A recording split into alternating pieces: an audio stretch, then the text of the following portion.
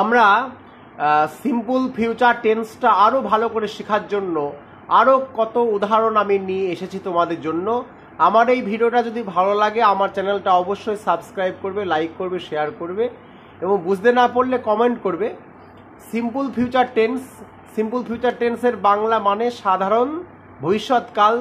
তোমরা যারা আমার প্রথম ভিডিওটা দেখোনি সিম্পল ফিউচার টেন্সের পার্ট ওয়ানটা দেখে এসে তারপরে এই ভিডিওটা দেখলে আরও বেশি সুবিধা হবে। সিম্পল ফিউচার টেন্স তোরা নিশ্চয়ই জানো, ফিউচার মানেই ভবিষ্যৎকাল, অর্থাৎ যে কাজটা হবে হয়নি, ঠিক আছে? যেমন কেউ আসবে আসেনি, কেউ যাবে এখনো সে যায়নি, হ্যাঁ এরকম। এবার বাক্যগুলি কেমন হয় আমি প্রত্যেকটা লাইন পড়ছি, কীভাবে বাক্যগুলি গঠিত হয়েছে বলছি তোমাদেরকে। প্রথমে সাবজেক্ট বসে, তারপরে উইল বা শ্যালের মধ্যে একটা, তবে বর্তমানকালে বেশিরভাগ জায়গায় উইল ব্যবহার করা হয়, তারপর ভার্বের 1 নম্বর রূপ ব্যবহার করা হয়। যেমন প্রথম উদাহরণটি তোমরা দেখো, হি উইল বাই সামথিং, সে কিছু কিনবে। হি উইল বাই সামথিং, সে কিছু কিনবে। হি উইল বাই সামথিং, সে কিছু কিনবে। হিয়ের পরে উইল বসেছে, বাই ভার্ব 1 1 নম্বর রূপ ভার্বের, তাহলে হি উইল বাই মানে সে কিছু কিনবে। এবার কি কিনবে এখানে লিখে দিতে হবে, হি উইল বাই সামথিং, সে কিছু কিনবে। They will not give you another date, they মানে তারা, উইল নট গিভ ইউ তারা দেবে না, they will not give you another date তারা অন্য তারিখ আর তোমাকে দেবে না। মাই ফাদার আমার বাবা, উইল গিভ মি আমার বাবা আমাকে দেবে, এ ফোন আমাকে একটা ফোন দেবে আমার বাবা। I will miss you very much আমি তোমাকে খুব মিস করব। টাইম উইল নট স্টপ সময় থামবে না। হি উইল সি সে দেখবে, এ বেটার ডে আরো ভালো দিন সে দেখবে।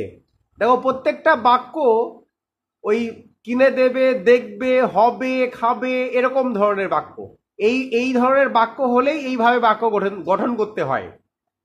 হি will be a doctor soon, I will B মানে হবে, হি উইল বি সে হবে, এ ডক্টর সুন, সুন মানে তাড়াতাড়ি, সে খুব তাড়াতাড়ি একজন ডাক্তার হবে। She will be a nurse, she মানে মেয়েদেরকে বোঝায়, সে একজন নার্স হবে। Teacher will not allow me শিক্ষক মহাশয় আমাকে অনুমতি দেবে না। অ্যালাউ করা মানে অনুমতি দেওয়া। এইবার মনে করো এই জায়গায় যদি নট না থাকতো তাহলে বাক্যটা হতো টিচার উইল অ্যালাউ মি শিক্ষক মহাশয় আমাকে অনুমতি দেবে। তাহলে এখানে বাক্যটা আছে teacher will not allow me শিক্ষক মহাশয় আমাকে অনুমতি দেবে না। ট্রুথ মানে সত্য কথা, উইল কাম আউট মানে সত্য কথা বেরিয়ে আসবে, truth will come out, O U T এটা, হ্যাঁ।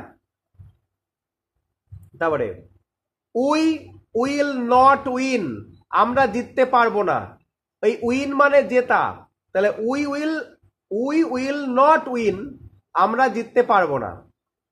You will read a Nobel, NOVEL এটা NOVEL নোবেল মানে উপন্যাস। You will read a Nobel তুমি একটা নোবেল পড়বে, উপন্যাস পড়বে।